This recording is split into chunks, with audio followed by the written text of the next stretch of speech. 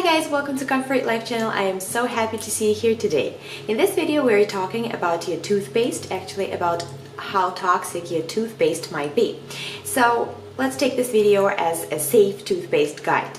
It is obvious that we don't eat our toothpaste, so many toxic ingredients that are in our toothpaste, they don't usually bother people that much, but unfortunately the cosmetic companies, they put in their products a lot of really harmful toxins. So the main purpose of the cosmetic company is to put in your toothpaste anything that would make it taste nicely, that would make it look nicely for you to buy it, and this way you will be even enjoying their product, of course. But the other side of the coin is that these ingredients might bring a lot of harm to your health and even cause things like headache, like skin rashes, like allergies, something that you would never blame your toothpaste for. But it is the truth, and you need to pay attention closely. Always when you buy the toothpaste, you need to really read the ingredient list. I could say with confidence that on the labels of almost every very popular mainstream brand and toothpaste product in particular, we could find certain things like, first of all, the triclosan. Triclosan is a preservative, basically an antibacterial agent, and it is widely used in the toothpaste industry. According to the studies, it might cause, in some cases, allergic reactions. It's also an endocrine disruptor, and it might even irritate your skin. So this is the ingredient number one we all need to avoid in our toothpaste. The next ingredient would be aspartame or saccharin. Well, these are artificial sweeteners because, these cosmetic companies, they like our toothpaste sweet. They have been linked to many serious health problems and should be totally avoided. Well, probably I should start by saying that talking about toxic toothpaste, I also mean the toxic mouthwash, and I would recommend you to get a mouthwash without any alcohol and basically any dental products which do not contain any sweetener, artificial colors and flavors. Talking about colors, we all know the very popular toothpaste which has different strips, the white strip, the blue strip in it, which actually looks like fun, but it's not. This blue strip is actually a dye. It's a blue dye number 2, and this is again very toxic. As it is a synthetic dye, it might cause hyperactivity in children, skin rashes, allergies, and even cancer in animal studies. The next ingredient is sorbitol. Well, you might think there is nothing really wrong about it, but if it's swallowed, and if it's swallowed in big quantities, sometimes kids who are already using the adult toothpaste might do this. It might cause severe diarrhea because it has a laxative effect, and it's being used in the toothpaste because it keeps it from drying out. The next ingredient, which is sometimes listed just as SLS, which is sodium lauryl sulfate, and it is basically a detergent. It's a foaming agent. This ingredient is dangerous because it results in contamination with a carcinogenic byproduct, and it might have many harmful effects on the body. The next ingredient I didn't put it first, it's actually the fluoride. Well, probably need to make just a separate video about fluoride because this is an ingredient which is so widely discussed because all the dentists do recommend it so you could prevent plaque and cavity. But fluoride is a toxic ingredient and you do need to avoid it in your dental care products. It is toxic because it might cause headaches, severe stomach pain, and skin irritation in some people.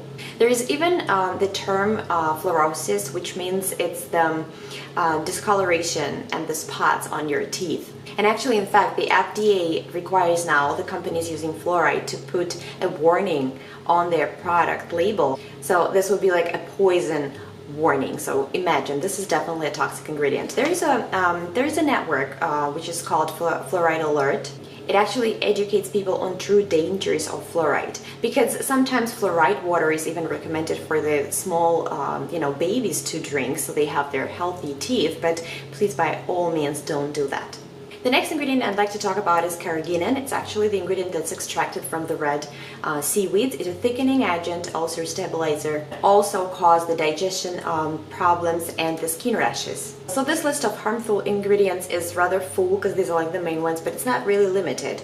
So, and every time you think that I don't really eat my toothpaste, I'm extra careful. But you need to remember that small amounts, they often tackle down your throat every single time you brush. Same goes for their mouthwash. Let's see if it's even possible to avoid the toxic ingredients in your toothpaste. So the easiest option for you to be is just to go out there and just find a natural brand and the product which doesn't contain harmful ingredients.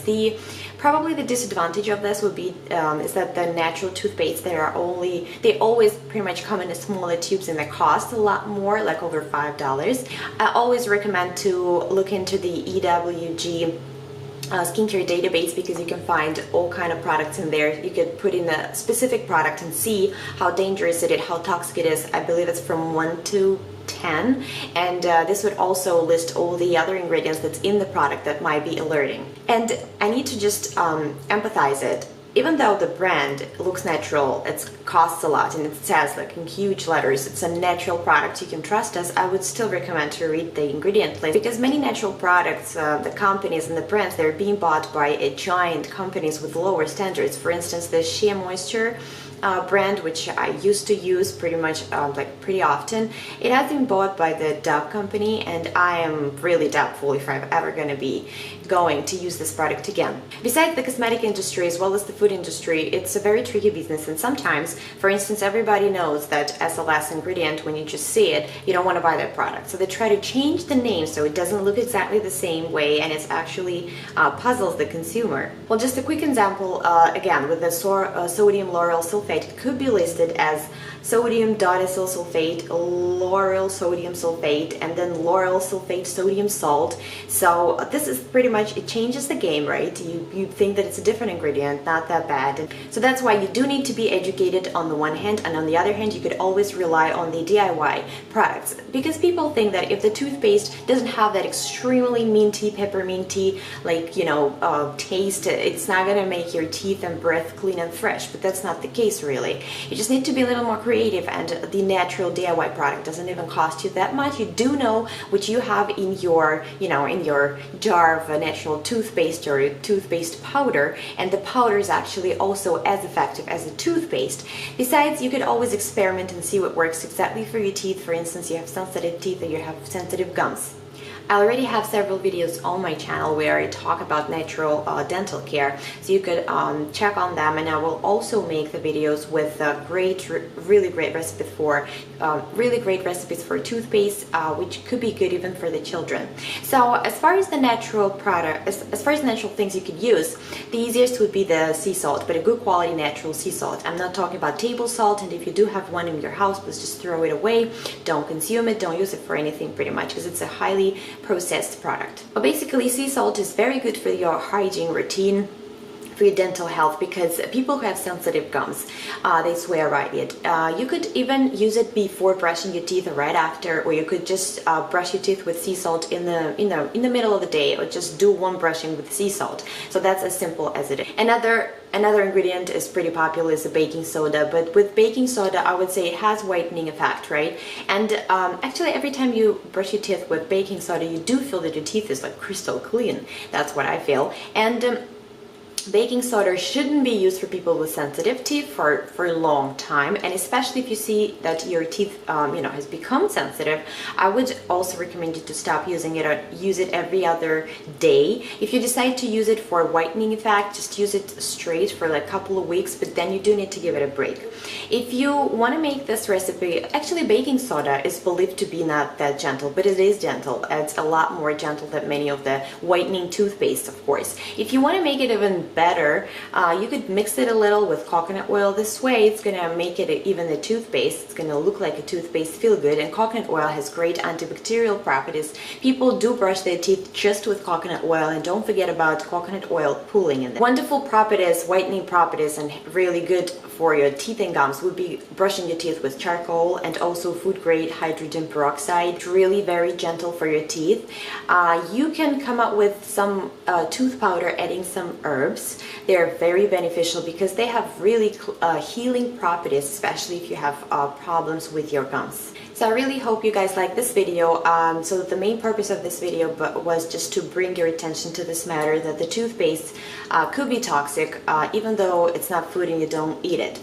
Besides, it's very important for your kids to explain to them, you know, the right products that should be in their skincare products and their cosmetic products.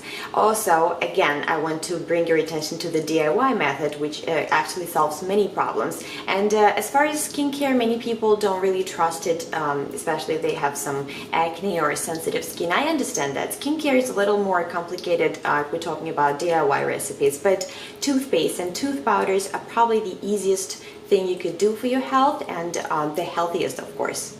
So I hope you guys like this video. Stay tuned for more videos about great toothpaste recipes. If you like this video, please put a thumbs up, subscribe to my channel. I wish you guys to stay very happy, very healthy, enjoy every single day of your life, and I'll see you in my next video.